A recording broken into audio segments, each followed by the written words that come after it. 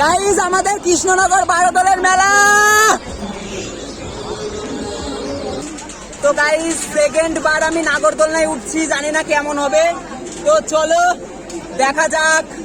তো গাইজ আমাদের কৃষ্ণনগরে বারোদলের মেলা হচ্ছে আর আমি যাবো না, সেটা কোনোদিন হতেই পারে না। তো চলো ভিডিওটা প্রথম থেকে স্টার্ট করা যাক। আর আমাদের বারোদলের মেলা 30 দিন হয়, তার মধ্যে 20 দিন আমরাই যাই, সব দিন ধরে ব্লগ বানানো হয় না।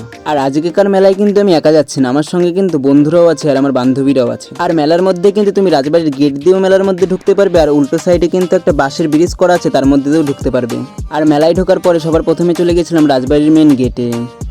আর রাজবাড়ির গেট কিন্তু খোলে বারোদলের প্রথম 3 দিন, কিন্তু আর এইবার কিছু প্রবলেমের কারণে গেটটা খোলা হয়নি।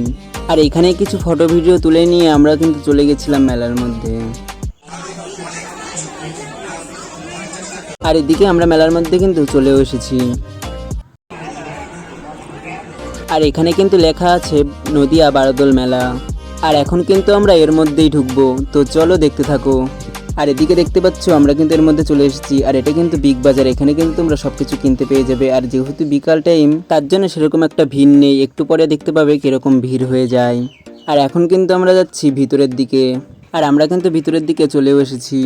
আর এখানে কিন্তু তোমরা অনেক রকমের রাইড পেয়ে যাবে, যেরকম নাগরদোলনা, ডিস্কো, ট্রেন, সুনামি রাইড, আরও নতুন নতুন রাইড এসেছে এবার।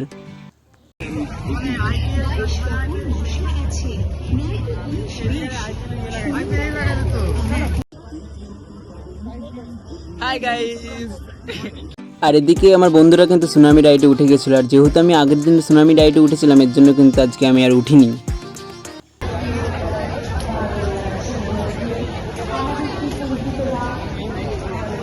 আর তারপরে কিন্তু আমরা চলে গেছিলাম নাগরদোলনায় ওঠার জন্য। আর নাগরদোলনায় কিন্তু এবার আমরা সবাই মিলে একসঙ্গে উঠবো, তো চলো দেখতে থাকো।